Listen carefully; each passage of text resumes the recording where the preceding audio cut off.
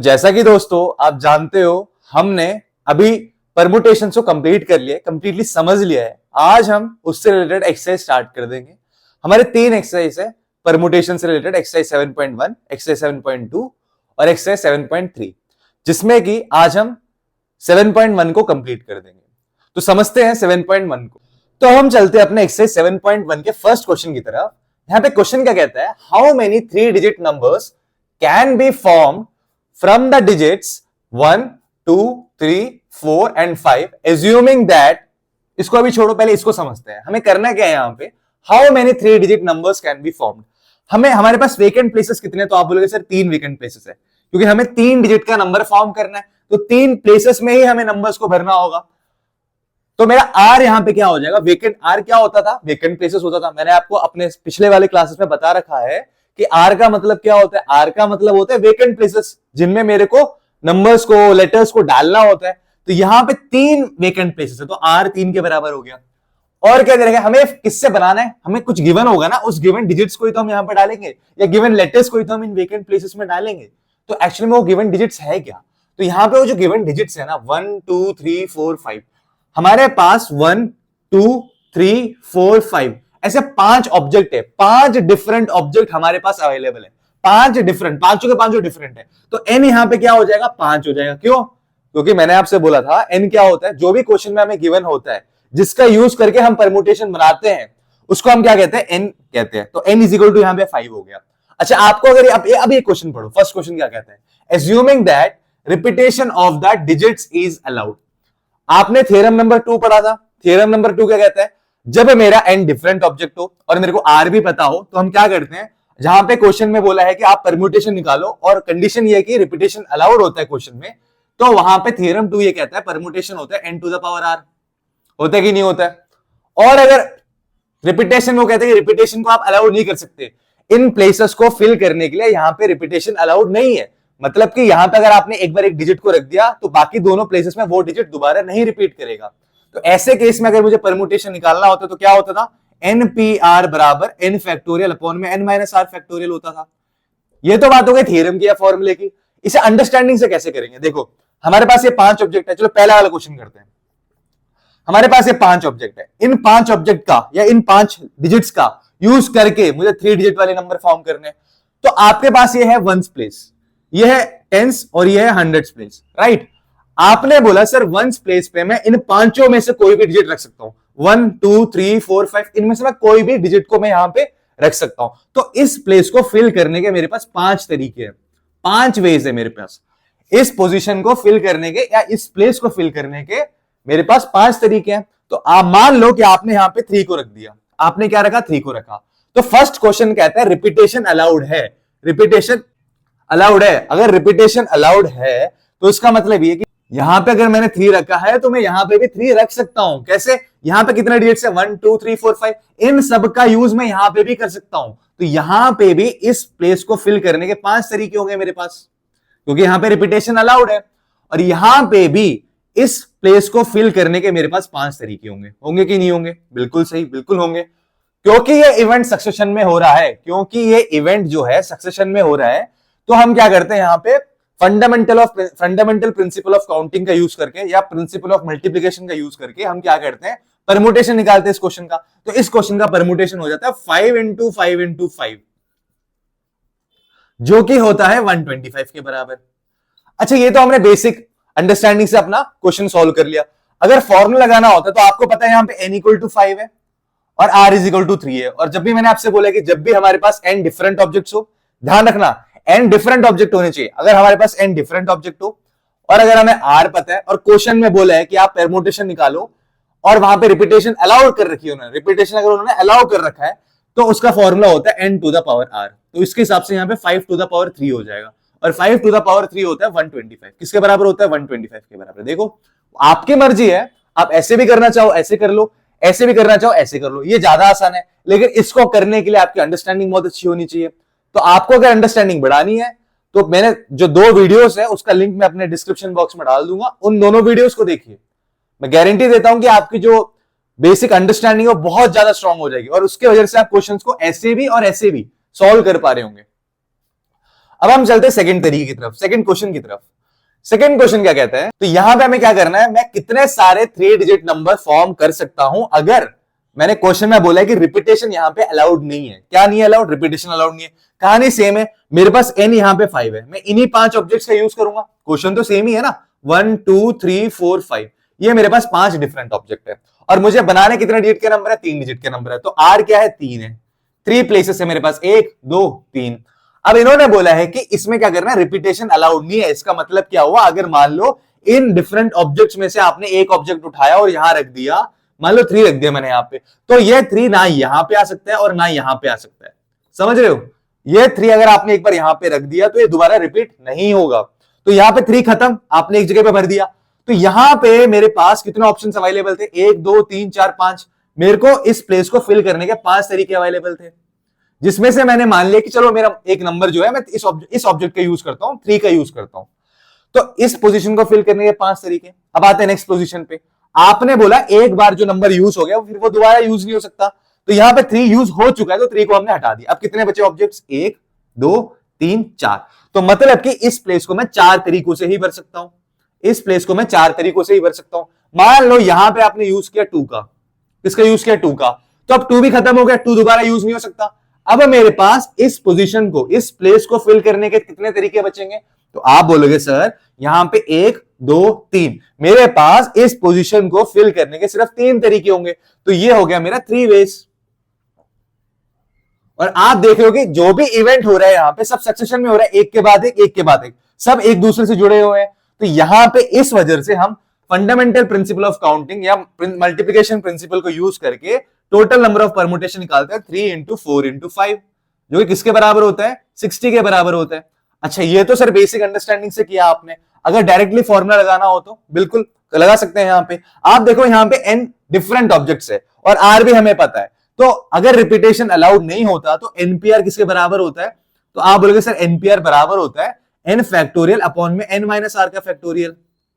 और यहां पे n है कि हमें निकालना क्या है? यहां पे 5p3 निकालना है। इसका मतलब कि the permutation of 5 different objects, the permutation of 5 different objects taken 3 at a time is equal to क्या होगा? 5 फैक्टोरियल अपॉन में 5 माइनस 3 का फैक्टोरियल होगा, जो कि 5 फैक्टोरियल अपॉन में 2 फैक्टोरियल के बराबर होगा।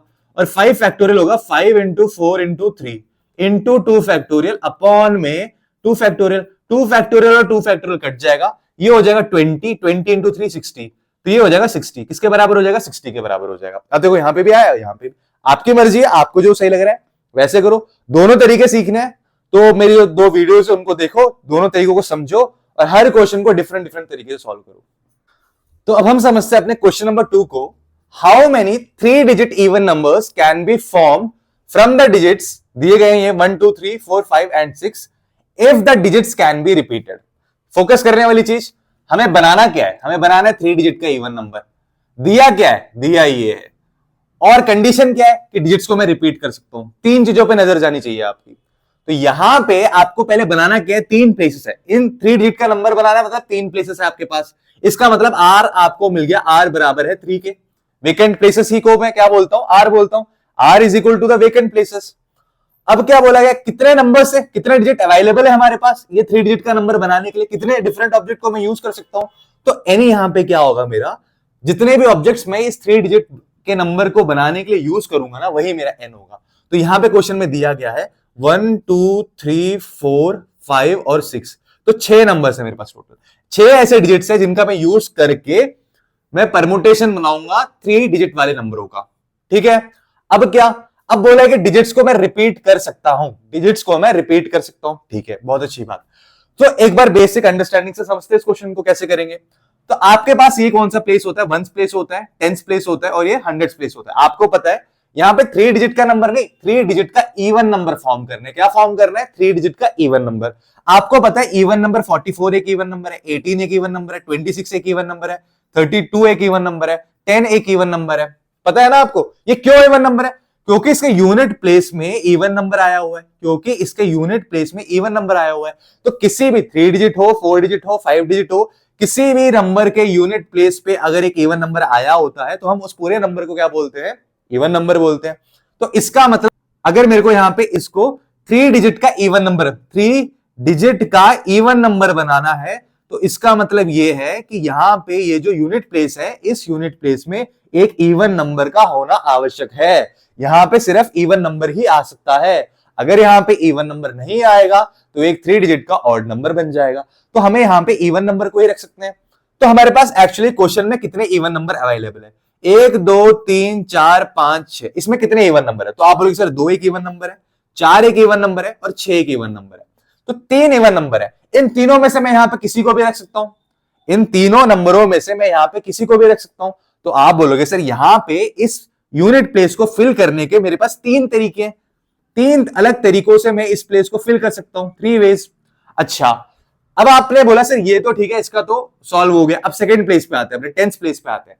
तो जब आप 10th प्लेस पे आते हो तो 10th प्लेस में हमने क्या देखा? हमने ये देखा कि यहां पे रिपीटेशन अलाउड है। आप डिजिट्स की रिपीटेशन कर सकते हो, कि मतलब आपने अगर यहां पे 2 4 या 6 यूज कर लिया है तो इसका मतलब ये नहीं कि 2 हट जाएगा। मान लो यहां पे आपने 2 को यूज कर लिया, तो इसका मतलब ये नहीं कि मैं आगे 2 को यूज नहीं कर सकता, आगे भी मैं 2 को यूज कर सकता हूं। तो इसका मतलब इस पोजीशन को मैं कितने तरीकों से भर पाऊंगा? 1 2 3 4 5 6, 6 तरीकों से भर पाऊंगा, क्योंकि रिपीटेशन अलाउड है यहां पे।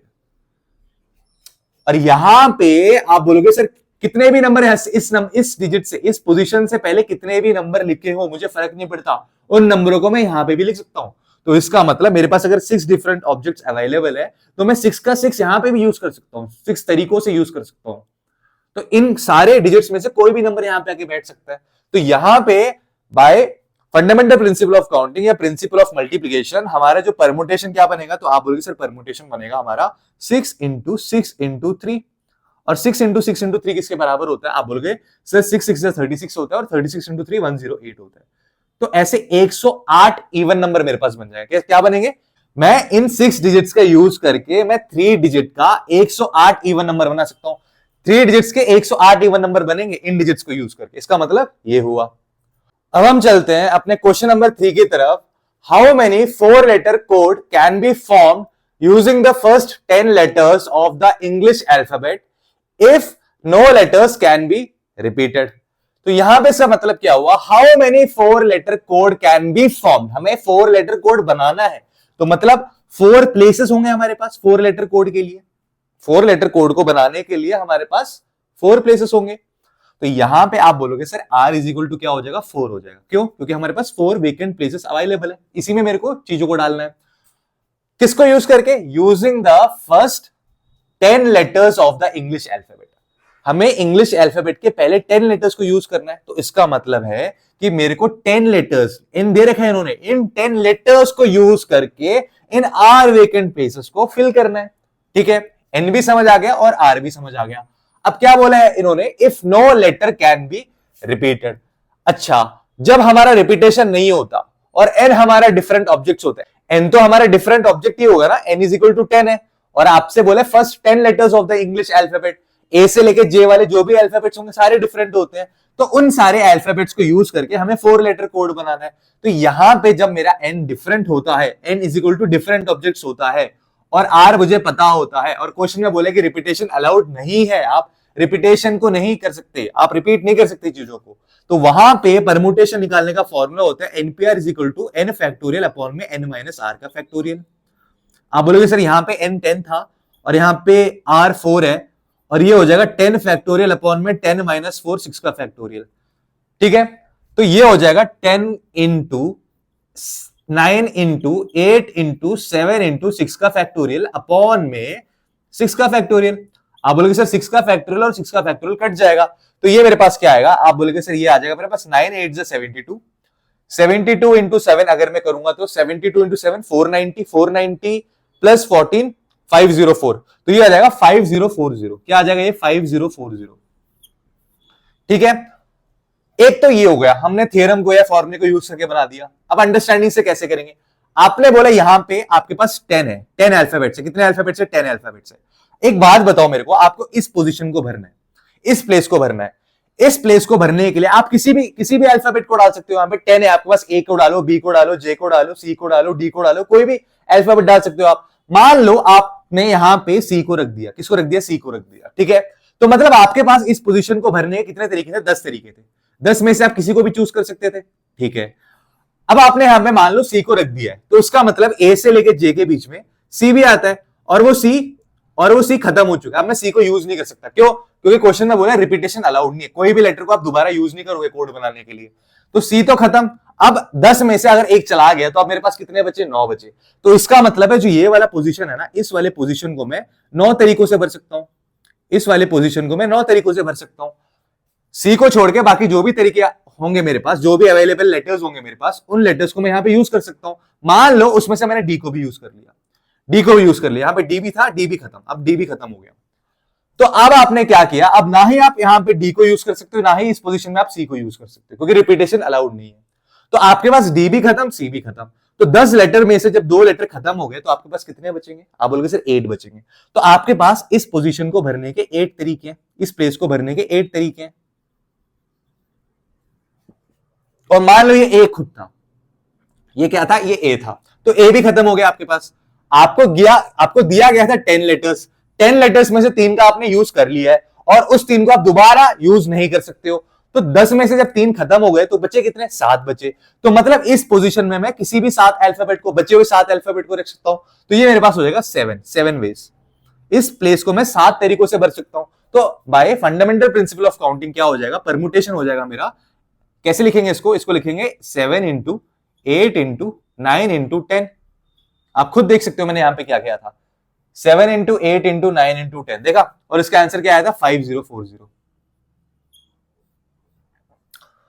तो ये बात आगे समझ आपको कि यहाँ पे 5040 और यहाँ पे 5040 मैं कैसे लेके आया, कैसे दो अलग तरीके से मैं समझ सकता हूँ चीजों को। तो बच्चों मैं ये आशा करता हूं आपको मेरी वीडियोस अच्छी लग रही होंगी। अगर आपको मेरी वीडियोस अच्छी लग रही है तो आप एक काम करिए, नीचे सब्सक्राइब बटन दिख रहा होगा, उसको क्लिक करिए और उसके साथ में बेल आइकन को भी दबाइए, ताकि जो भी मैं वीडियोस डालता रहूं तो पल पल की अपडेट्स आपको मिलती रहेंगी। अब हम चलते हैं अपने 4th क्वेश्चन की तरफ। How many 5 digit telephone numbers can be constructed using the digits 0 to 9? इतना समझ लो पहले, इसका मतलब क्या हुआ, हमें बनाना क्या है और हमें दिया क्या है। परमुटेशन एंड कॉम्बिनेशन वाले क्वेश्चन में सबसे पहले अगर आपको कुछ पहचानना है तो यह पहचानना है कि आपके क्वेश्चन में दिया क्या है और उस दिए गए से हमें निकालना क्या है। ठीक है, तो यहां पे हाउ मेनी 5 डिजिट टेलीफोन, इतना देखो 5 digit telephone numbers can be constructed, मुझे 5 डिजिट का टेलीफोन नंबर कंस्ट्रक्ट करना है, तो ये मुझे बनाना है, ये दिया गया नहीं, ये बनाना है मेरे को, 1 2 3 4 5। ठीक है, और दिया क्या गया, किसको यूज करके हम ये 5 डिजिट का टेलीफोन नंबर बनाएंगे। तो आप बोलोगे सर यहां पे बोला गया यूजिंग द डिजिट्स 0 to 9, तो 0 से 9 तक आने वाले सारे डिजिट्स को यूज करके हमें क्या करना है, इन डिजिट्स को यूज करके हमें 5 डिजिट का एक टेलीफोन नंबर बनाना है। ठीक है, तो ये हो गया 0 1 2 3 4 5 6 7 8 9। तो यहां पे हमारे पास एक्चुअली में 10 डिजिट्स है, 1 से 9 तक 9 डिजिट्स और ये 0 को मिला के 10। तो हमें जो गिवन है क्वेश्चन में, इन 10 डिफरेंट ऑब्जेक्ट्स का यूज करके 5 डिजिट्स का एक टेलीफोन नंबर बनाना है। तो यहां पे कंडीशन क्या है, if each number starts with 67, इन्होंने बोला जो भी अरेंजमेंट आपकी निकलेगी ना, आप ऐसे अरेंजमेंट्स बनाओ जहां पे जो टेलीफोन नंबर हो उसके पहले 2 डिजिट जो हो वो 67 ही हो, चाहे यहां पे तीनों डिजिट कोई भी लगे, कोई फर्क नहीं पड़ता, लेकिन यहां पे ये 67 ही होना चाहिए। जितने भी परमुटेशन निकलेंगे सबके पहले 2 डिजिट 67 ही होंगे, ये क्वेश्चन में बोल रखा है। तो हमें इन तीनों को डिसाइड करना है, इसको भूल जाओ, अभी ये हमारे मतलब का बचा ही नहीं, अभी ये हमारे मतलब का बचा ही नहीं, क्योंकि इसको भी सिर्फ हम एक तरीके से भर सकते हैं और इसको भी हम एक तरीके से भर सकते हैं। यहां पे 6 ही आएगा और यहां पे 7 ही आएगा, फिक्स्ड है, क्वेश्चन में बोला है इन्होंने। और क्या बोला है, and no digit appears more than once, बहुत इंपॉर्टेंट लाइन, कि यहां पे एक डिजिट अगर एक बार आ गया तो वो डिजिट दोबारा आगे वाले प्लेसेस में नहीं आएगा। तो रिपीटेशन यहां पे अलाउड नहीं है, रिपीटेशन यहां पे अलाउड नहीं है। तो आपको पता है जब रिपीटेशन अलाउड नहीं होता, जब हमारे पास दिए गए जो ऑब्जेक्ट होता है, जो एन होता है, अगर वो डिफरेंट ऑब्जेक्ट है तो एनपीआर क्या होता है, आप बोलते हो सर एनपीआर होता है एन फैक्टोरियल अपॉन में एन माइनस आर का फैक्टोरियल, होता है कि नहीं होता है, बिल्कुल होता है। तो यहां पे एक्चुअली में हमें इन 10 डिजिट्स का, 10 डिजिट तो है ही नहीं, 6 और 7 तो खत्म ही हो गए, क्योंकि 6 और 7 को मैं यहां पे यूज करूंगा, यहां पे 6 आएगा और यहां पे 7 आएगा, तो 2 डिजिट यहां पे यूज हो चुके हैं। अगर 2 डिजिट यहां पे यूज हो चुके हैं तो बच्चे कितने डिजिट, कितने डिजिट्स को हम यूज कर सकते हैं। तो आप बोलोगे सर मेरे पास 10 डिजिट थे, 10 डिजिट में से मैं 2 को यूज कर चुका हूं, तो अब मेरे पास जो डिजिट बचे हैं वो 8 है। क्या बचा है मेरे पास, 8 डिजिट बचा हुआ है। और प्लेसेस कितने फिल करने हैं मेरे को, 2 प्लेस पे तो फिक्स्ड है भाई, 6 और 7 तो आके ही रहेगा। तो 6 और 7 तो फिक्स्ड है। अब कितने प्लेसेस को आपको फिल करना है, तो 3 प्लेसेस बचे आपके पास, तो ये हो जाएगा np3, the permutation of 8p3, the permutation of 8 different objects taken 3 at a time, the permutation of 8 different objects taken 3 at a time, क्या होता है ये, तो आप बोलोगे सर ये होता है 8 फैक्टोरियल अपॉन में 8 माइनस 3 का फैक्टोरियल, तो ये हो जाएगा 8 फैक्टोरियल अपॉन में 5 का फैक्टोरियल, तो ये हो जाएगा 8 इंटू 7 इंटू 6 इंटू 5 का फैक्टोरियल अपॉन में 5 का फैक्टोरियल, तो आप अगर इसे काटोगे तो ये हो जाएगा 7 6 42, 42 इंटू 8, 8 4 320, 320 और 16 336। तो मेरे को इस 3 डिजिट्स को भरने के 336 तरीके मिलेंगे। 336 वेज में मैं इन 3 डिजिट्स को फिल कर सकता हूं। आ रही है बात समझ की नहीं आ रही? तो मैं आशा करता हूं आपको ये बात जो मैं अभी बता रहा हूं अच्छे से समझ आ रही होगी। अगर ऐसे नहीं समझ सकते तो ऐसे समझ लो, जैसे आपको पता है कि पहले 2 डिजिट पे तो 67 आएगा, आपको फिल करना बाकी के 3 डिजिट्स। तो आपने बोला सर 6 और 7 तो कट गया, क्योंकि 6 7 में यूज कर चुका हूं और यहां पे क्वेश्चन में रिपीटेशन अलाउड नहीं है, तो क्या करेंगे, तो आप बोलोगे सर यहां पे 6 7 भर चुके हैं, हमारे पास 2 नंबर को हटा देते हैं तो हमारे पास 8 डिजिट्स है, तो यहां पे मैं 8 डिजिट्स का यूज कर सकता हूं। मान लो कि यहां पे मैं टेलीफोन नंबर बना रहा था और 8 तरीकों से मैं इस प्लेस को फिल कर सकता हूं। तो आपने बोला कि सर मान लेते कि 0 रखा हुआ है यहाँ पे, चलो 0 रख दिया मैंने यहाँ पे, टेलीफोन नंबर मैंने यहाँ पे एंड क्या होगा, मेरा यूनिट डिजिट क्या होगा, 0 होगा, तो यहाँ पे 1 नंबर यूज कर लिया तो ये खत्म। अब हमारे पास कितना नंबर बचे, 3 नंबर मैं यूज कर चुका हूं, अब 3 नंबर को मैं दोबारा रिपीट मोड में यूज नहीं कर सकता, तो यहां पे अब हमारे पास बचेंगे 7 नंबर, तो 10 में से अब 7 बचे, तो यहां पे आप 7 नंबर में से कोई भी नंबर्स को यूज कर सकते हो, तो ये हो जाएगा 7 तरीकों से ये भर जाएगा। ऐसे ही अगर मान लो आपने यहाँ पे क्या रखा है, आपने यहाँ पे 4 रख दिया, तो 4 रख दिया तो इसका मतलब ये हो जाएगा अब आपने यहाँ पे, मेरे पास जो नंबर्स थे 10 नंबर्स थे, उसमें से आपने 4 नंबर्स का यूज कर लिया। अब अगर आपने 4 नंबर का यूज कर लिया तो इसका मतलब ये है अब 6 नंबर्स बचे आपके पास, तो इस पोजीशन को आप 6 नंबर से ही कर सकते हो, 6 तरीकों से भर सकते हो इस पोजीशन को, ठीक है। तो ये हो जाएगा 6 इंटू 7 इंटू 8, क्या हो जाएगा 6 इंटू 7 इंटू 8, और 6 इंटू 7 इंटू 8 हमने यहाँ पे किया भी हुआ, देखो 6 इंटू 7 इंटू 8 किसके बराबर आया, 336 के बराबर आया, ठीक है। आप ऐसे करो चाहे ऐसे करो, वो आपकी मर्जी, आपको जो इजी लगता है आप उस तरीके से करना। तो बच्चों अब चलते हैं हम अपने 5th क्वेश्चन की तरफ। अ कॉइन इज टॉस्ड 3 टाइम्स, हमारे पास एक कॉइन है, उस कॉइन को हम 3 बार टॉस कर रहे हैं, and the outcomes are recorded, जो उसका रिजल्ट आ रहा है, हेड्स आ रहा है या टेल्स आ रहा है, मैं उसे रिकॉर्ड कर रहा हूं। How many possible outcomes are there, अगर मैं ऐसे उछालूंगा 3 बार कॉइन्स को तो मेरे पॉसिबल आउटकम्स क्या होंगे, मेरे को बताना है कि कितने तरीकों से मैं ऐसे कर सकता हूं।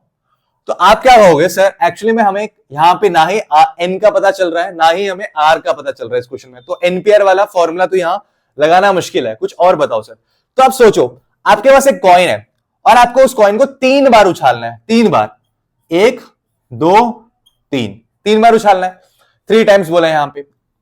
और क्या बोला इन्होंने यहां पे, आपको पता है कॉइन्स के 2 पार्ट होते हैं, एक हेड्स होता है एक टेल्स होता है, एक सिक्के के 2 पहलू होते हैं, वैसे ही कॉइन क्या है, हेड्स और टेल्स। तो यहां पे अगर मैंने मान लो ये मैंने फर्स्ट बार उछाला, पहली बार उछाला, जब मैंने कॉइन को पहली बार टॉस किया तो यहां पे क्या आ सकता है, तो आप बोलोगे यहां पे या तो सर हेड्स आएगा या तो टेल्स आएगा, यहां पे या तो हेड्स आएगा या तो टेल्स आएगा, तो यहां पे आने वाले आउटकम क्या हो सकते हैं, या तो हेड या तो टेल, तो यहां पे 2 तरीकों से आउटकम आ सकते हैं, 2 वे से आउटकम आने के, either it will be heads और it will be tail, right.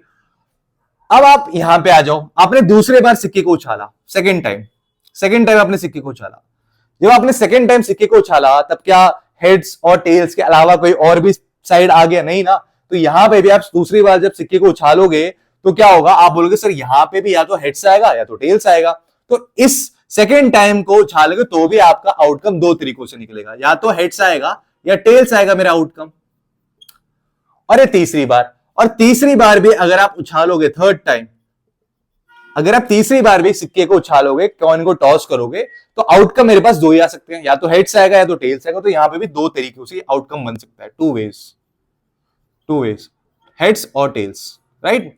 तो आप बोलोगे सर देखो हर एक इवेंट जो है ना सक्सेशन में चल रहा है, एक के बाद एक फिर उसके बाद एक, तो यहां पे बाय मल्टीप्लिकेशन प्रिंसिपल मैं कहूंगा सर टोटल आउटकम जो हो जाएगा ना, यहां पे टोटल आउटकम जो हो जाएगा, टोटल आउटकम बराबर आएगा मेरे तीनों event, the occurrence of event, कितने पॉसिबल वेज में ये इवेंट हो रहा है उसका मल्टीप्लिकेशन, तो ये हो जाएगा 2 इंटू 2 इंटू 2, जो किसके बराबर होता है? 8 के बराबर होता है। आई बात की नहीं आई बात समझ? आप बताओ। मैं आशा करता हूं ये क्वेश्चन बहुत सिंपल था, आपको समझ आ गया होगा। तो अब हम चलते हैं आज के आखिरी सवाल या फिर एक्सरसाइज 7.1 के आखिरी सवाल की तरफ। Given 5 flags of different colour. वाह, गिवन गिवन गिवन देखा, गिवन 5 फ्लैग्स, वो भी डिफरेंट कलर के। तो मेरा जो एन है वो 5 के बराबर है और एन जो है वो डिफरेंट ऑब्जेक्ट्स है। Great. How many different signals can be generated if each signal requires use of 2 flags. अच्छा, एक सिग्नल मैं बना रहा हूं, एक सिग्नल में 2 झंडों की जरूरत होती है, एक ये और ये 2 झंडे।